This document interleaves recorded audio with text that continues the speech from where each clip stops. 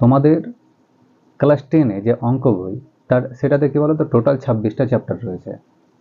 এবার আমি কি করব বলো তো, এই প্রত্যেকটা চ্যাপ্টারকে ভালো করে বুঝিয়ে দিব। থিওরিটাকে আগে বুঝাবো, পুরো চ্যাপ্টারের যে থিওরি সম্পূর্ণটুকুকে ভালো করে এক্সপ্লেন করব, অর্থাৎ বুঝিয়ে দিব। বুঝিয়ে দেওয়ার পরে প্রত্যেকটা অঙ্ককে উদাহরণ থেকে, অর্থাৎ উদাহরণ থেকে যতগুলো অঙ্ক রয়েছে প্রত্যেকটা জিনিসকে আমি বুঝিয়ে দেবো, এক্সপ্লেন করব, বোর্ডে তোমাদেরকে বোঝাবো অঙ্কটা কীরকমভাবে আসছে, কীরকমভাবে হচ্ছে। তারপরে যখন এই উদাহরণগুলো, থিওরির পরে উদাহরণগুলো যখন শেষ হয়ে যাবে, তারপরে শুরু করব কষতে, অর্থাৎ শুরু করব কষে দেখি। কষে দেখি থেকে যতগুলো অঙ্ক রয়েছে প্রত্যেকটা অঙ্ককে সময় দিয়ে ভালো করে বুঝিয়ে দিব। তাহলে বলো তো, প্রত্যেকটা অঙ্ককে তুমি যদি ভালো করে বুঝে নিয়ে করে নাও, তাহলে বলো তো মাধ্যমিকে কেউ তোমাকে 100-তে 100 পেতে আটকে দেবে?